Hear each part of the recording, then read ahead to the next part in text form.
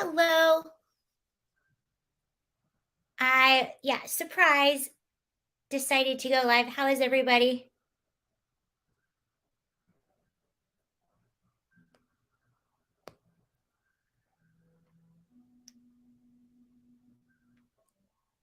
Hello. If you're in here, I'll get started in just a minute. I just give a few seconds or a few minutes for people to join in. Hello.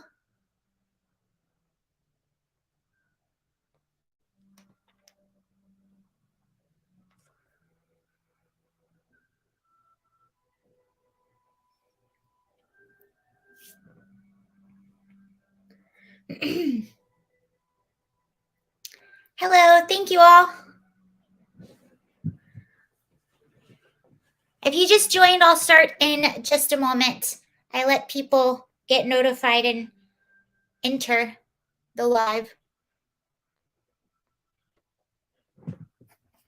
Fix this. Hello, Steve. Hi, Special K. Oh my gosh, where have you been? I swear that I know I haven't been live the past few days. I'll be back tomorrow again at 2 p.m. and I'll announce it.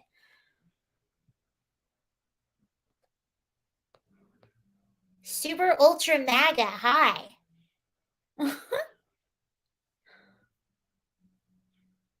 Thank you.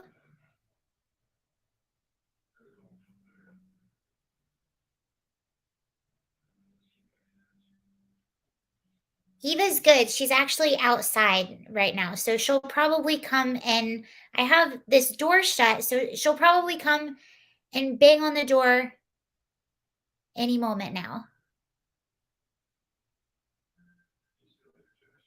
All right, looks like we got enough people. I'll go ahead and get started, I think. Hi, Zach.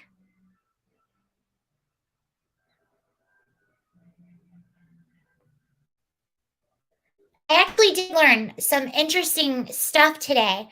So I think before we get started, there's an obvious, very, very sad and heartbreaking elephant, if you will, um, with what happened in Texas. And it's always hard to know how to start with that because there's obviously nothing that I'm going to say that a million people haven't said. It's something that's very horrifying and very heartbreaking.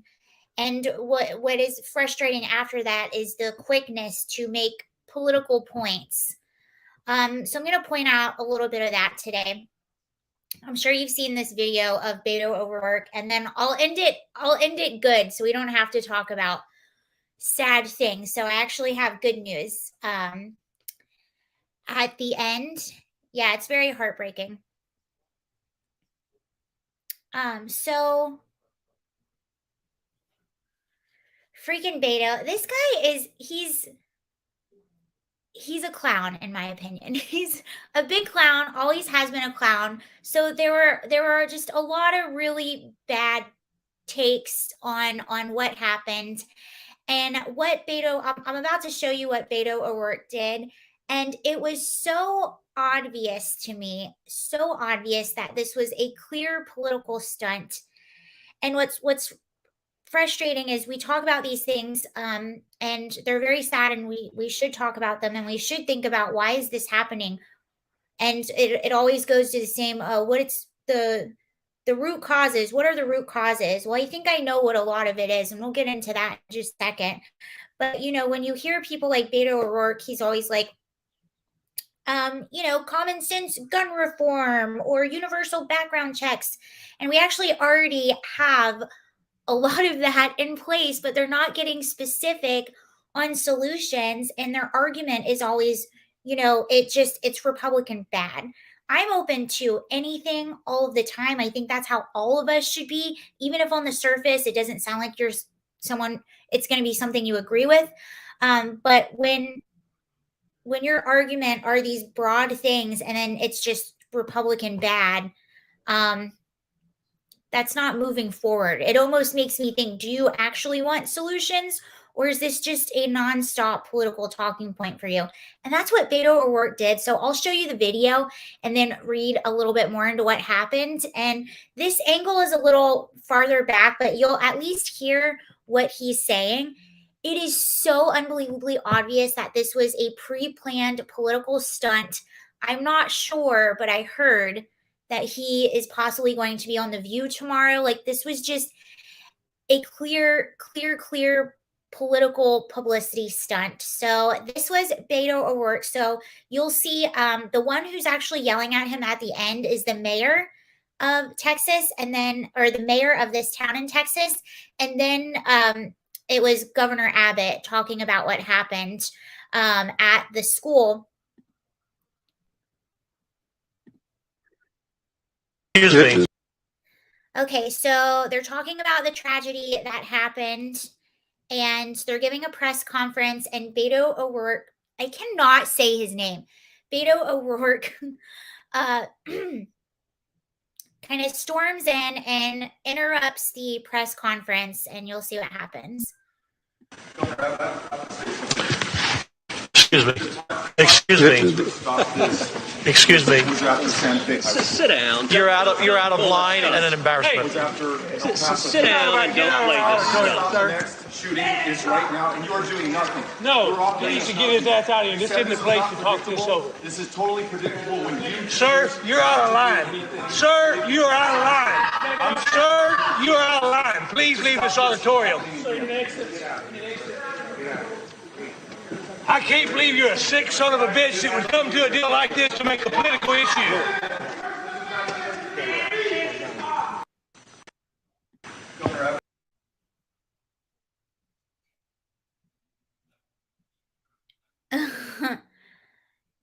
Yeah, I mean, it's so, and I've looked at a few of these videos online, and when I look at the comments under them, it almost seems like most people are supporting Beto O'Rourke, which is kind of a shock to me because I think he's just a really goofy, he's just a goofball. And I see a lot of people supporting him. So they're like, yeah, that's what needs to be said. We need stricter gun laws. And Beto O'Rourke. I don't think the solution is that cut and dry, and they don't have any solutions. The Timcast actually wrote something really interesting. Well, he didn't write it, but on his website. So they're talking about what happened with Beto. And it says, because you can really hear what Beto is saying, but it says O'Rourke claimed that the shooting, which left 19 children and 2 adults dead, was totally predictable and that the governor was doing nothing. So that's what he was coming there and shouting.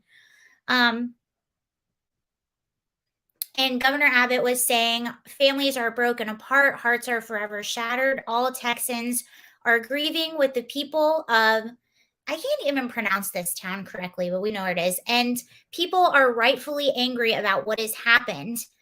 Events like this tear the fabric of a community. Our job is to ensure community is not ripped apart. Abbott continued before providing more details and updates about what happened during that horrific tragedy. Abbott fought back tears as he explained how prior to the massacre, the shooter had shot down his own grandmother in the face and she called 911. So she's actually still alive and fighting for her life, but I hear she's in very critical condition. Anyone who shoots his grandmother in the face has to have the evil in his heart, but it is far more evil for someone to gun down little kids. It's intolerable and it's unacceptable. As Abbott went to pass the microphone to Lieutenant Governor Dan Patrick, O'Rourke stood up, began shouting, and started to approach the stage. O'Rourke said, "This is on you," pointing at the governor. Officials on the stage attempted to shout to the Democratic candidate down and demand that he leave the building. The mayor, Don McLaughlin, and that's who called Beto, "Oh, son of a bitch," later stand up and called him a son of a bitch for his actions. O'Rourke was escorted out of the premises. Moments later, Abbott responded by asserting that we need to think of something other than ourselves. Think of the people who have been hurt and those who have been hurt. While many asserted that his actions were inappropriate, others offered praise, exactly what I was just telling you, and encouraged people to be more confrontational, including a Texas state representative, Jean Wu. I am proud of Beto O'Rourke, she says. How are we supposed to be polite when our children are oft? We have to stop accepting the slaughter as par for the course.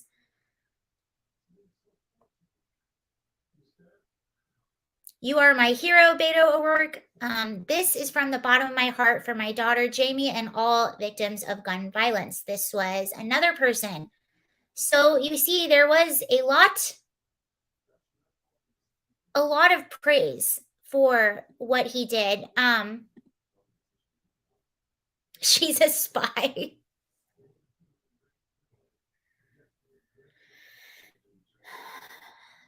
So, and the interesting thing about the conversation on stuff like this and what the root causes are, in my opinion, a lot of it has to do with culture. I think it's from 1903 to 1970 or 1969. There were only 3 shootings in all of the US, and it has increased dramatically. And in many places, gun laws have gotten even stricter. But before we move on from Beto O'Rourke, just to lighten it up, or I don't know if this will lighten up. If you were with me a few days ago, you probably saw this. I don't know if you guys know, but I actually sat down and interviewed Beto O'Rourke once. When he was previously, by the way, he's also running for governor of California or Texas. I don't know if that is the best strategy to have, running for governor of Texas. But a long time ago when he was running for office, actually, I think it was 2 years ago, he was running for office. He did make a comment that he was going to confiscate all the guns. So I had him on my show and interviewed him about how he was planning on confiscating all these guns. By the way, you guys, we're acting in this, so I didn't really interview him, but this was my co-star playing Beto O'Rourke and giving his idea on how to break all the guns.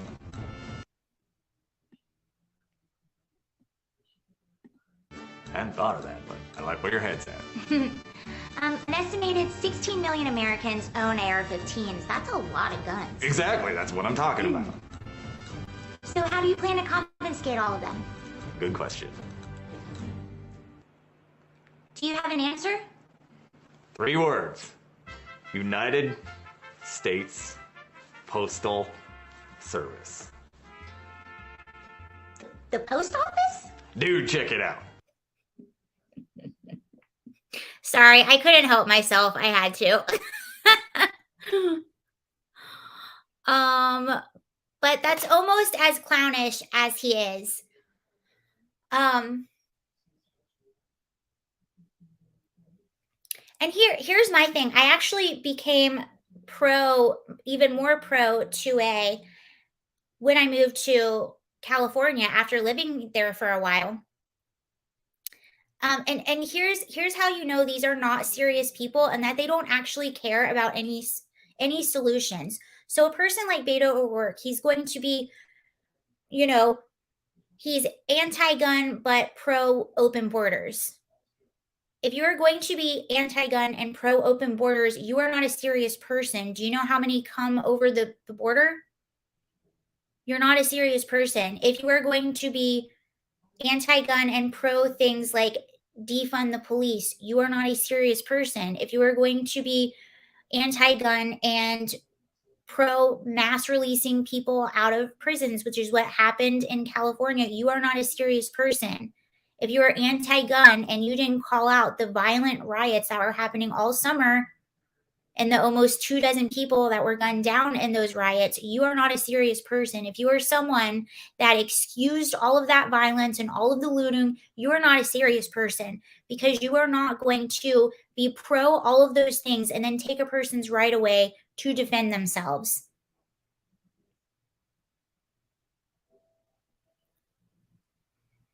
And it also just goes to show me that you really don't care as much as you think, as much as you say that you care. Because if you do care, you would call out all the violence, not just the violence that is politically convenient for you, and they don't.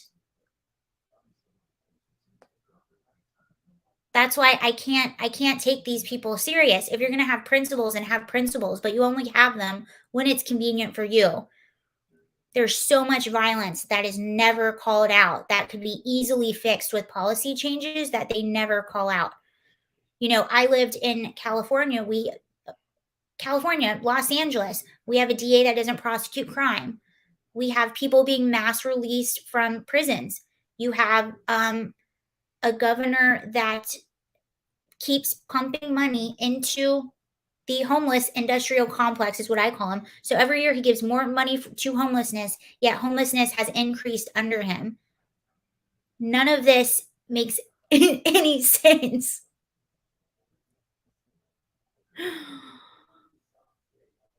Like, do you know how many guns probably come over the southern border illegally? So you're going to take away the rights from law-abiding regular Americans, and then you're going to have just a wide open border where anything can come over unchecked. That's how you know they don't care, and these are not serious people that are actually looking for real solutions on violence. Because there's a lot of violence that happens because of the very policies that they support, adamantly support. No mental.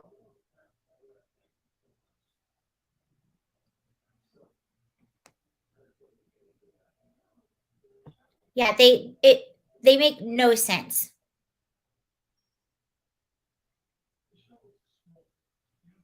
Waukesha, nobody talked about Waukesha. That was a car that killed a bunch of people.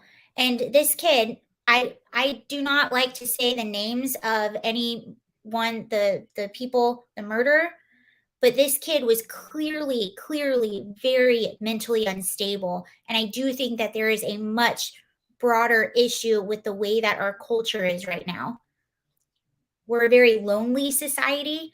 We just came out of 2 years of lockdowns that was very unhealthy for young men. Everybody. We're all addicted to our social media and our phones. But I'll talk more about that in a second. Here's some takes. Here's some takes on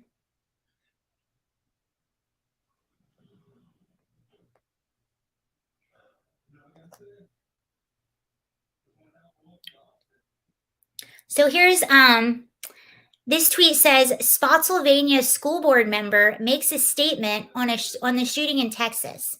Most Americans' hearts are pained today because of the continued terrorist murders of people and children of color at the hands of white nationalists. Do we have any evidence that this person was a white nationalist? And this particular town that this happened in, it's majority Hispanic. So just the mere fact that this individual lived in that town, those were going to be probably, unfortunately, a majority of the victims.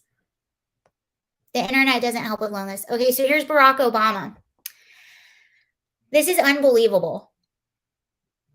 As we grieve the children today, we should also take time to recognize that 2 years have passed since the murder of George Floyd under the knee of a police officer. His killing stays with us all to this day, especially those who loved him.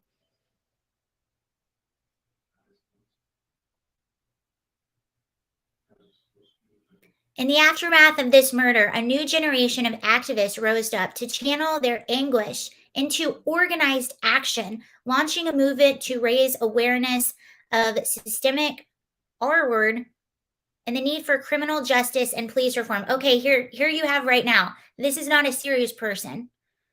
So what was the police reform that happened because of George Floyd? It was defund the police. It was hiring super progressive DAs. And what is happening as a result of that? Violent crime has increased. This is not a serious person. Mind the fact, mind the obvious. So instead of making a statement just about what happened, he had to put George Floyd in there. Take a look. He definitely wasn't white. That's actually a good point.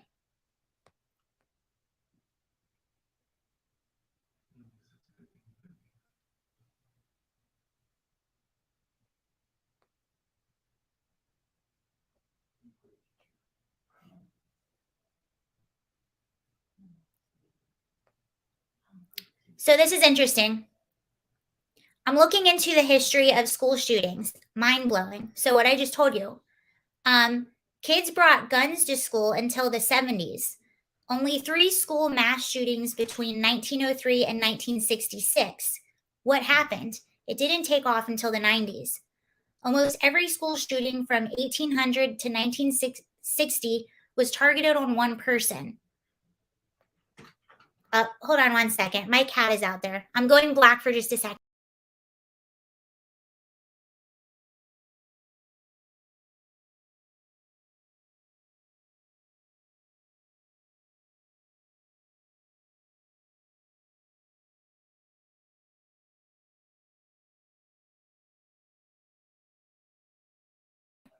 I'm back.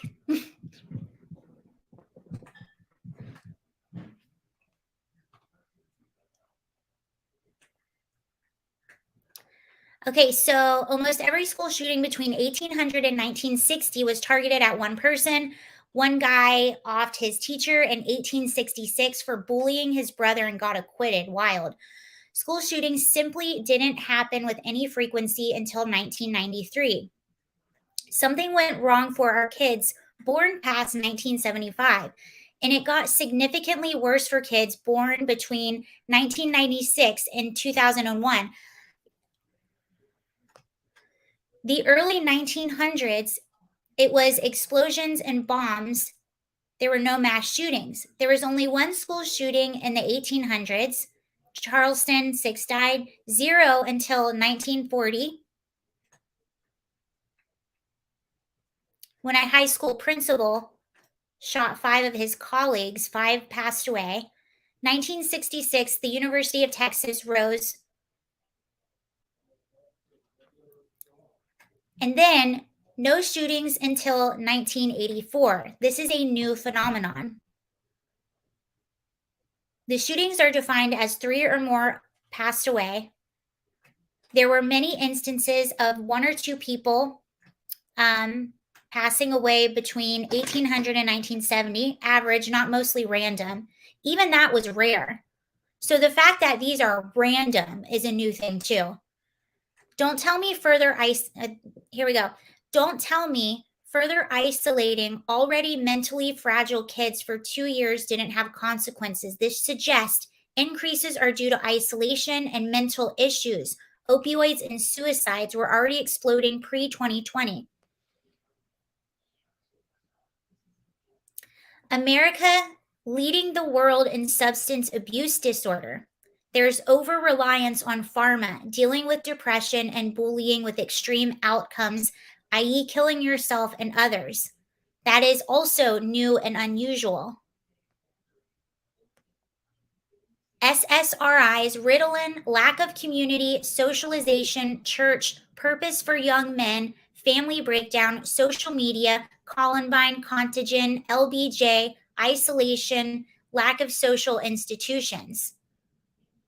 It was really interesting. I was watching a video recently. This was it was actually a TikTok video. And it was this girl who just moved here from Africa. And she said, I don't mean to offend anyone. She was just talking about her experience, but she said, don't you even start that. Stop. Oh my gosh. She said that something that really surprised her when she moved to the US, somewhere she had always wanted to move, is how lonely people were here. She said, this is one of the loneliest places that I've ever lived. I mean, just the fact that you can live in a neighborhood with somebody for years and years and years and have no idea who your neighbors are. And she said, where she lived, community was so important. But I think it's a lot of factors that were just listed right there.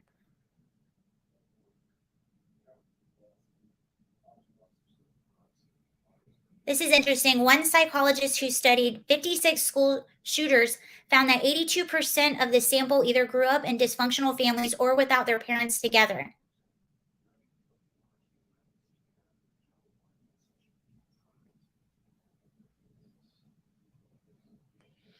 And her saying that, it reminded me of something.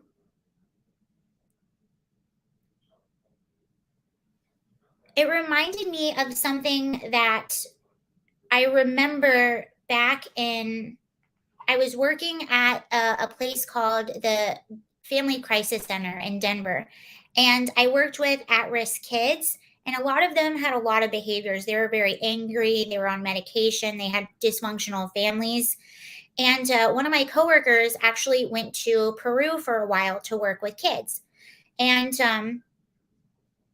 she came back and she said, I've never seen poverty like this. Even though a lot of the kids that we worked with were lower income, she said, I've never seen poverty like this. And she was like, it was so odd because a lot of these kids were a lot poorer than our kids. Some of them have been through more, but they're happier.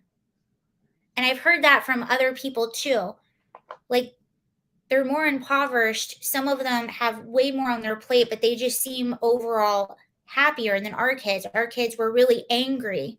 And I think I was watching Tim Pool earlier too, and I remember asking her, I was like, well, what do you think it is? Like, why is that where we have access to technology, to like everything, even if you are poor in the United States, you're doing a lot better than, first of all, people way back in the day, and second of all, a lot of other countries that have extreme poverty. And she said, you know what I think it is? I think it's that kids see all the time in the US what they don't have. She said these kids had no idea. They're not obsessed with celebrity culture. They're not on social media all the time. They're not going to school with the rich kids and stuff like that. And they're just not seeing these things. I saw another person make a point today. He did like a Twitter thread. I don't think I have it, but I'll just tell you the gist of what he said. Oh, I don't think I saved it. Darn me.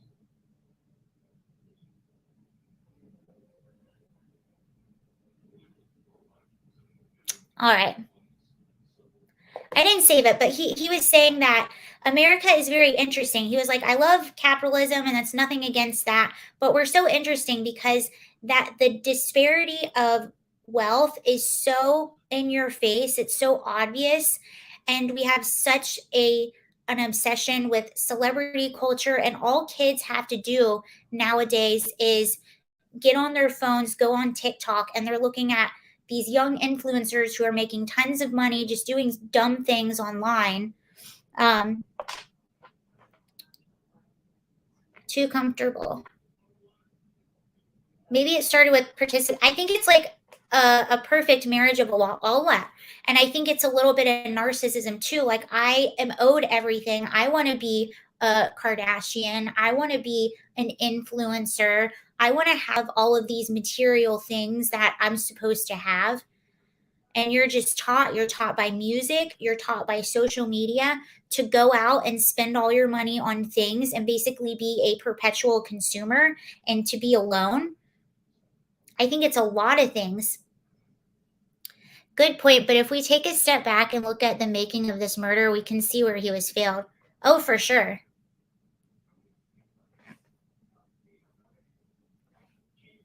And I think the breakdown of the family that he pointed out was an excellent point as well.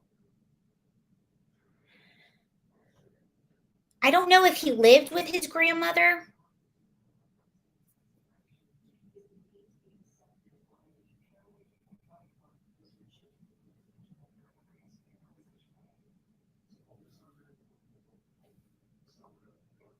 And I'll say this too, like I think about this a lot as well. I basically, when I was living in West Hollywood, I basically lived at the pinnacle of all of this. Like, where everyone that wanted to be famous, everyone that was obsessed with consumerism and material things and cosmetic surgery, like, I would always say, like, you feel like the desperation in the air. Women are desperate to look young. So they get all this plastic surgery. They're desperate to be attractive. People are desperate for fame. They're desperate for money. They're desperate to look like they're living this glamorous life. And it's a beautiful city that has beautiful things. I know that we talk crap about LA a lot, but there are cool things about living there in certain areas.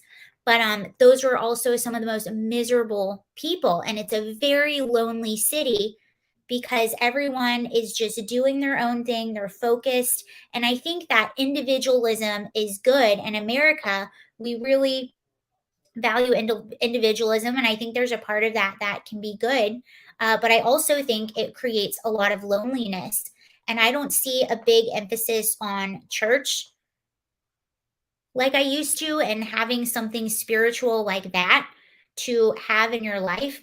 Even if you are not a religious person, there is value to having a sense of community at church, having a higher meaning and values.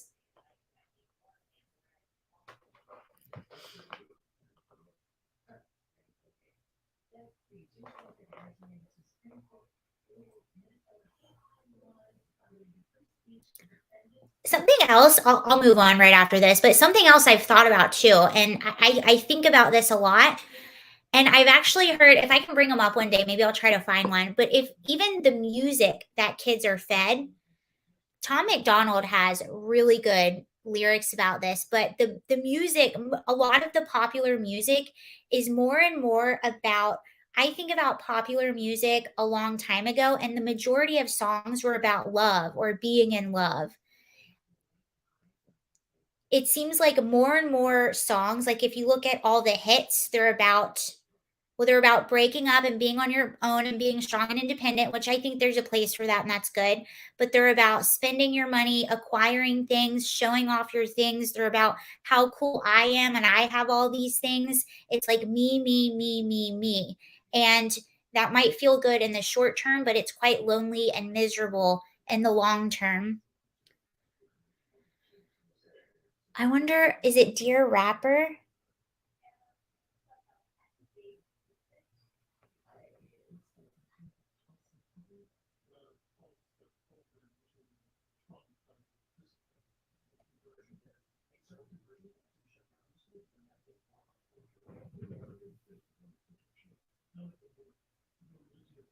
This is his song Dear Rapper. No, he has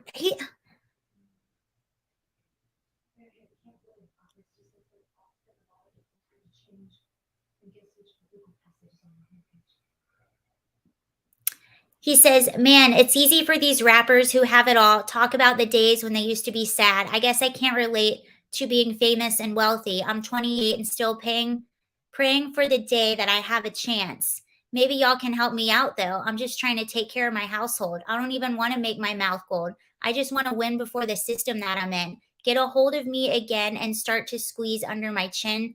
Dear rappers, can you help me?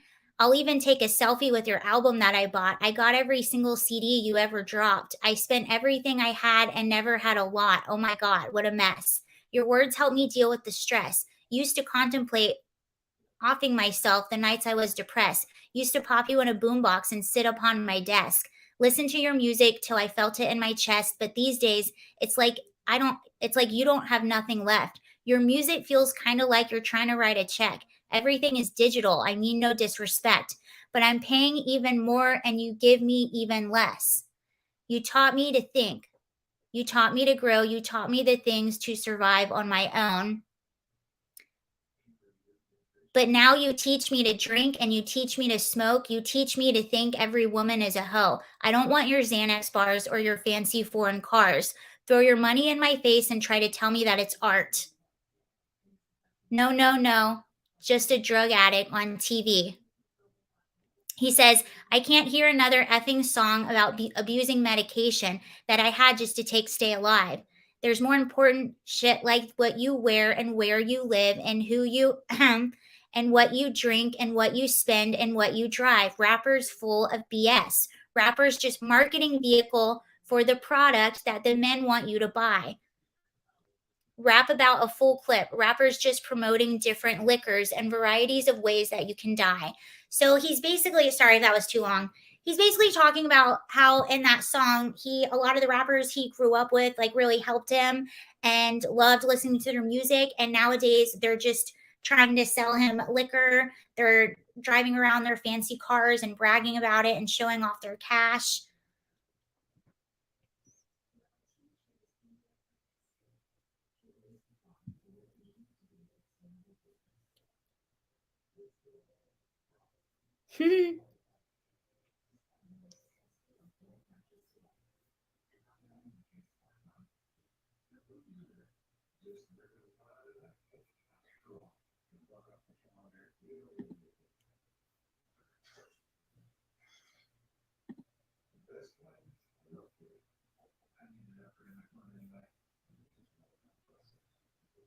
Are we lagging? I don't think so. All right, let's move on. Enough of that. This article really cracked me up.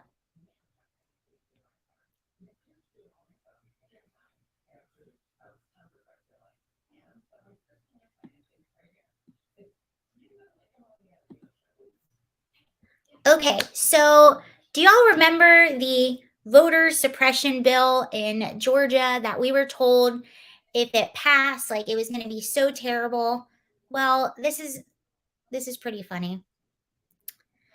This is from the Post Millennial, despite the warnings and outcry that Georgia voter integrity laws, including voter ID, would deter potential voters from casting their ballots, the state is now experiencing record-breaking turnout of early voting ahead of today's primary. In a Washington Post article outlining the turnout, they said, voters came despite the state's controversial new election law. The law was cited by the Biden administration as Jim Crow 2.0, despite having more provisions for early voting than Biden's home state of Delaware.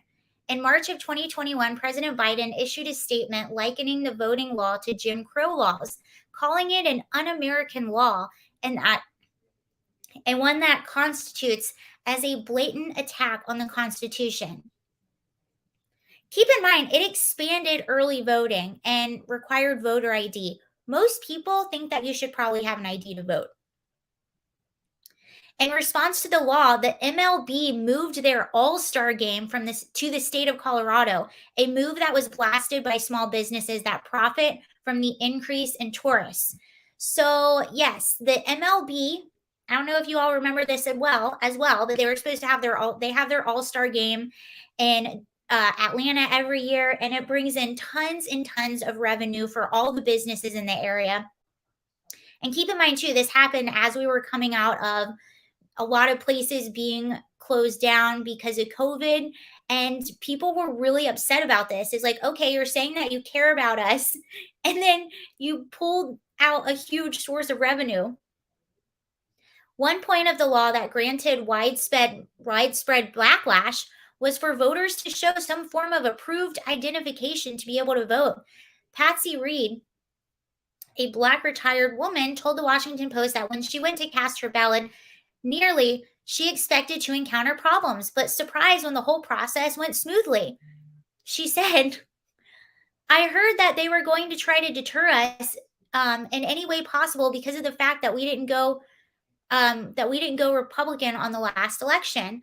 I go in there to vote as easily as I did and to be treated with respect, and that's how I deserved as an American citizen. I was really thrown aback. She said Stacey Abrams, one of the candidates for governor in the state, had pushed for the idea that Black Georgians specifically would face discrimination after voting integrity law took into effect. The Office of the Secretary of State, Brad Raffensperger, told Fox News that as of Friday, there have been nearly 800,000 ballots cast in the state. The number is more than 3 times that of 2018. And also higher than 2020, a presidential election that usually sees increased voter turnout. So this is actually quite wild because typically primaries will have a much smaller turnout than presidential elections, especially one as heated as 2020. But they actually had a bigger turnout. You need an ID to leave your house. You should require one to vote. Exactly. Sillies.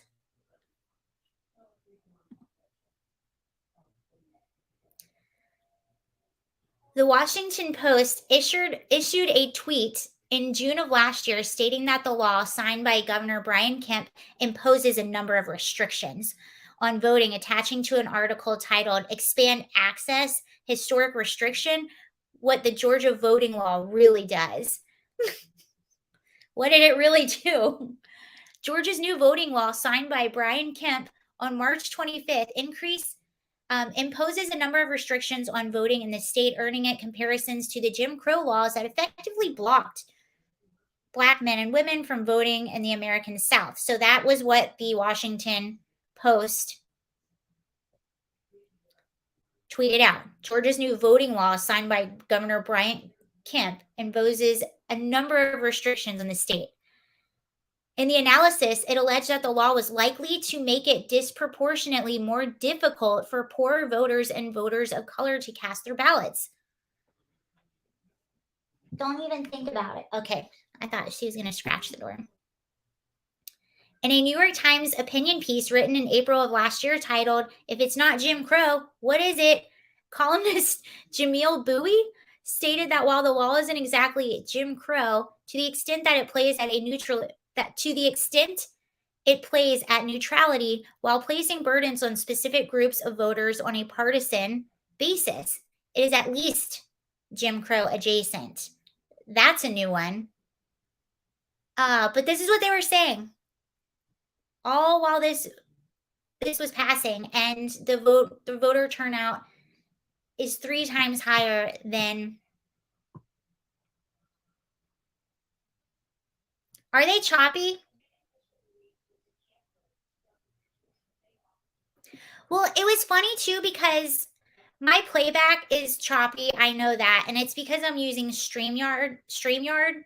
So I might have to not use that for a while and just stream through YouTube, because it seems to be okay when I'm streaming through YouTube, but when I use StreamYard, that's when I'm having issues. And it's just where I am. I'm in the country. But I won't be here for too much longer, so it will improve. That's why I miss living in the city and having my really good internet.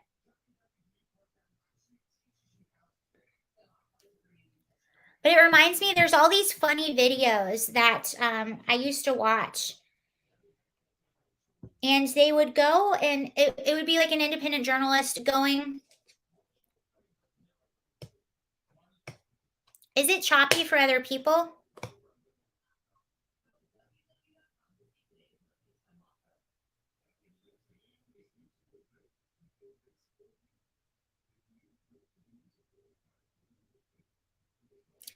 I'll just stop. No, I was already thinking about this before you said something, because I think it's choppy because I'm using it through. Okay, I think it's choppy because I'm using it through StreamYard. I'm not moving to Virginia Beach. But I would watch all these videos of people going and talking in like really gentrified, sort of uppity areas of New York, and they would talk to the liberals there, and the liberals would be like, yes, they would say, what do you think about voter ID? And they would all say that it's essentially, they would say that requiring people to have IDs to vote will disproportionately affect a certain demographic. And then they would go in like the heart of Harlem or just any other area and talk to people that live there, and they would like, hey man, do you know where the DMV is? And everyone would be like, yeah, it's right over there. And then they would ask, do you think we should be required to have an ID to vote? Yes, it's like our leader. The audio is fine. Okay, I'm sorry about that. I don't like the video being choppy though, so I'll just have to not use StreamYard while I'm here. But I would watch all these videos of stream most. I would watch all these videos of people going in these different areas, and it's always like the upper class, I hate to say it, but white liberals that think all of these policies are good ideas when the majority of Americans are like, no, we think you should have ID to vote. Stream is good, but I'm only listening. Okay.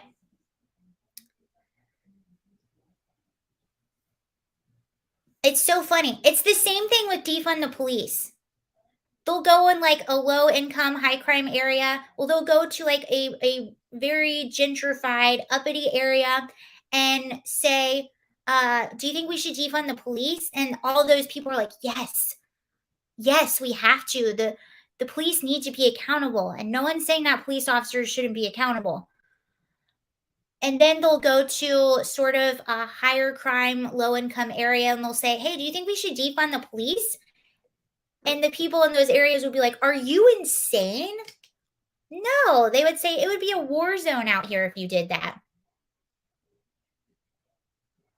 They literally believed armed Proud Boys were going to be staring at the.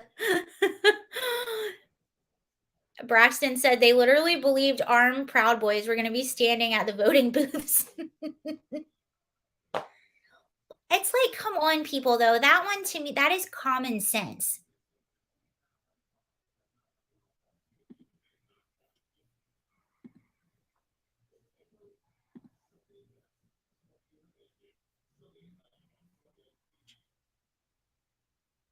Here's another article. So this is in the Atlanta Journal-Constitution, which I grew up in Georgia. And it looks like there's a huge turnout of Republicans in Georgia as well. So it says in Journal's first post-Trump primary election, this is probably a more left-leaning publication, just to forewarn you, but it has some good information in there.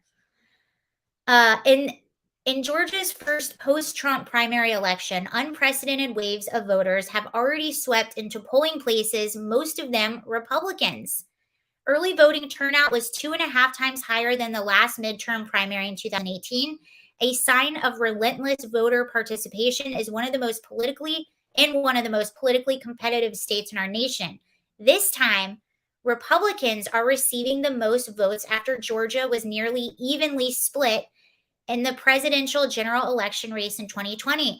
About 57% of voters so far have cast Republican ballots. And the obvious is, geez, I wonder why.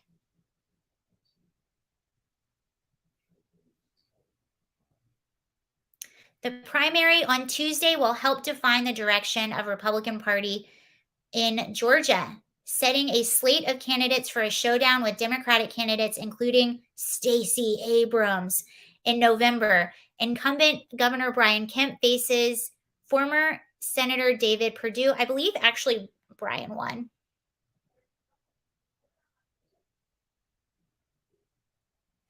Let me check that.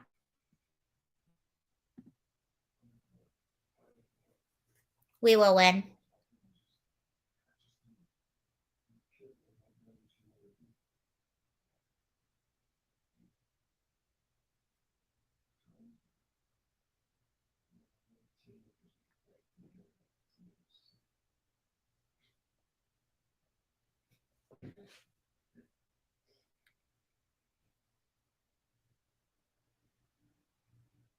This is actually a tweet by Lauren Bobart.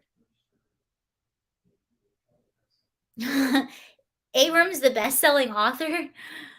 Turnout for the GOP so far in the primaries increased by 38% from 2018, while Democrat turnout is up just 3%. The people are moving in the direction that best represents their values and their wallets.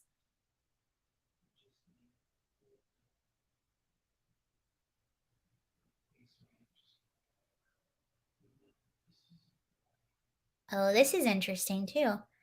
I will say voter turnout remains atrocious, and we've got a real problem in Pennsylvania. 600,000 more registered Democrats. Ooh, this is spicy. 600,000 more registered Democrats, but GOP cast 120,000 more votes and only about 25% of voter turnout for Democrat compared to 33% for GOP. This is by a lefty. She said, people think like this. I can't believe I live in the same country as people that think like this. Okay, so this person said all of that, and then she said voters remain apathetic despite literal rising fascism.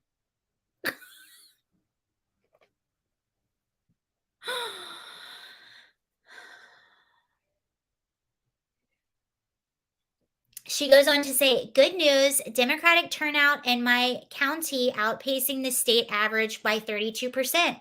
Bad news, GOP turnout in my county 39%. I wonder what happened since then. This is an old tweet.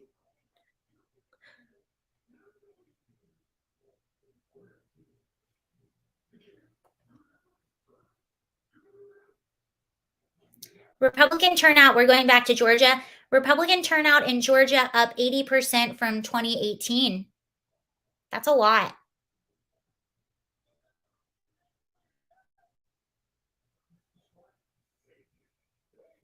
Let me go to Election Wizard.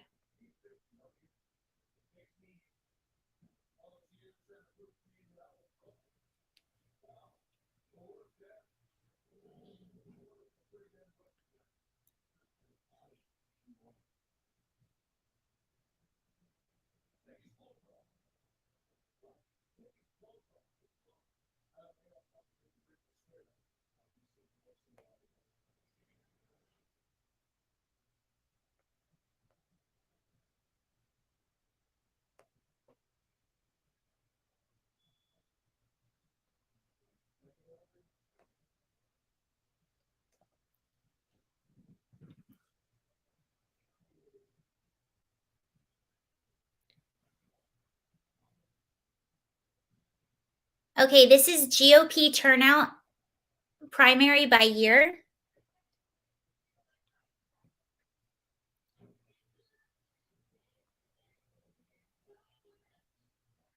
So the GOP turnout in 2006 was 400,000. Wait, where is this?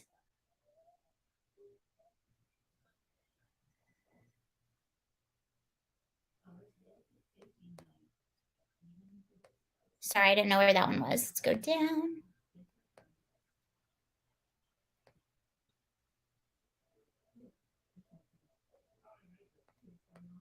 You're the sheriff of YouTube?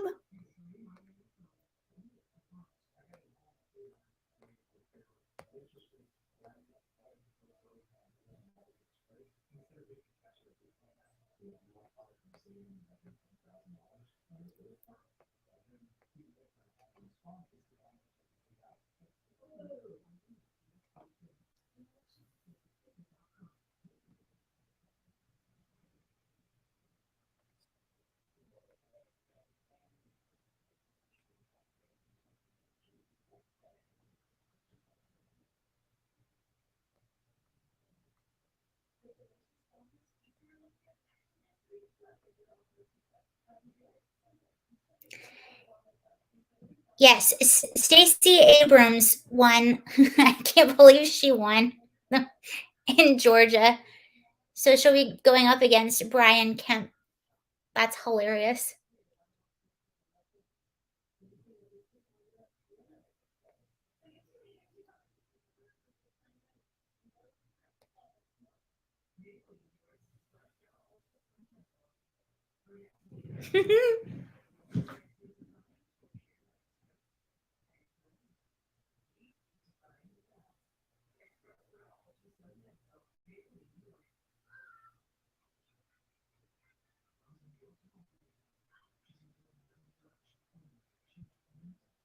Yeah, someone was saying that there's a lot of cognitive dissonance with Democrats. I've actually experienced that real time. I've spoken to people. I had several friends that I would sit there to their face, and tell them things that I saw with my own eyes, and they would literally tell me I didn't see that. One of them was actually, so where I lived, we had really bad riots, really bad George Floyd riots. And we had the National Guard come out. I think they were out there for about a week. And it was actually kind of cool to have them. They would just like hang out just like on a street corner. That sounds weird. Hang out on a street corner. They would just hang out like on a street corner or sometimes even on buildings. But everyone, and I remember one day specifically, I was out taking a walk and I didn't realize this was coming, but one of the protests was coming. So there are all these police officers and National Guard there basically bracing for this massive protest to come into that area where I was. And I remember before the protesters got there, all the residents were so happy that they were there. Like they were waving to them and having fun with them. Some of the National Guard, they were like hanging out on top of buildings and they were like waving to people. And it was such a positive vibe. Like, because the people that actually lived there were really thankful for them being there. But it was the protesters, once they came through, there was no violence or anything that day, but you would see how angry they would get every time that they would see an officer. They would just start cussing the officer out.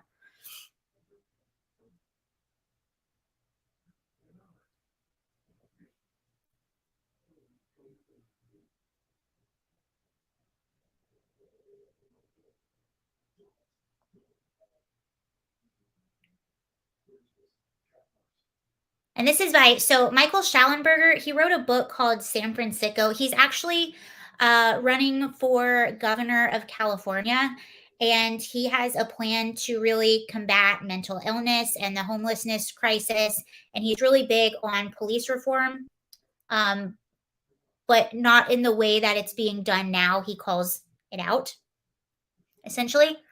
And he just said this, this is why these policies don't work. I don't take these people seriously because, first of all, most of their policies aren't popular with the general public.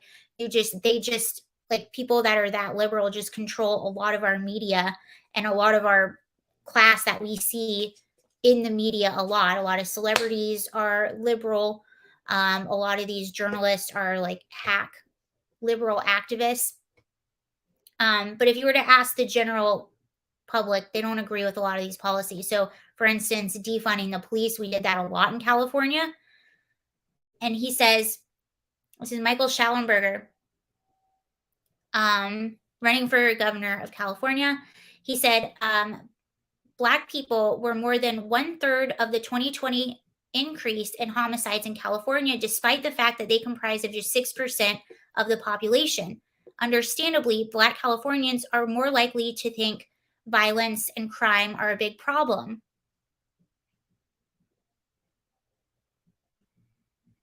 Understandably, then, Black and Latino Democrats are more likely than white Democrats to say spending on police should be increased. Isn't that so interesting?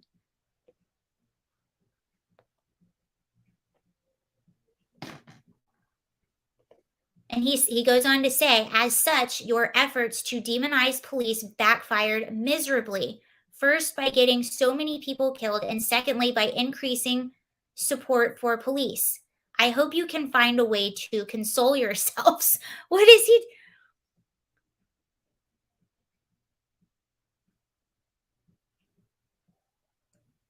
Yeah.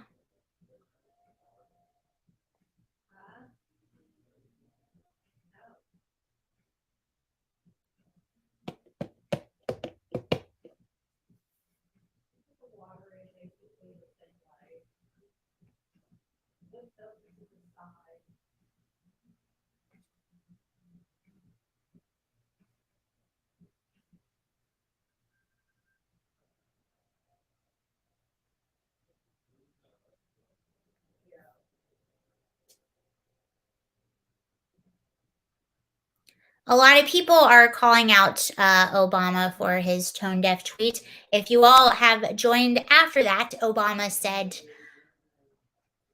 what, Eva? Obama essentially said, it's so sad what happened with those kids, but let's also remember that today is the 2-year anniversary of George Floyd.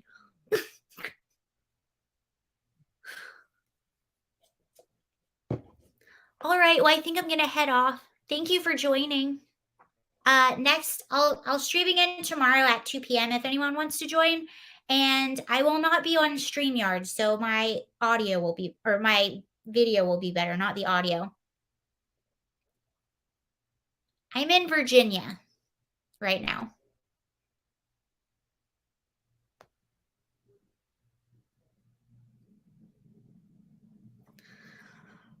All right, bye everybody. Have a good night.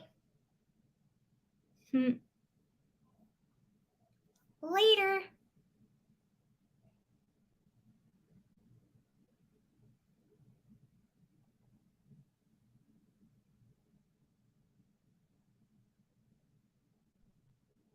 Bye-bye.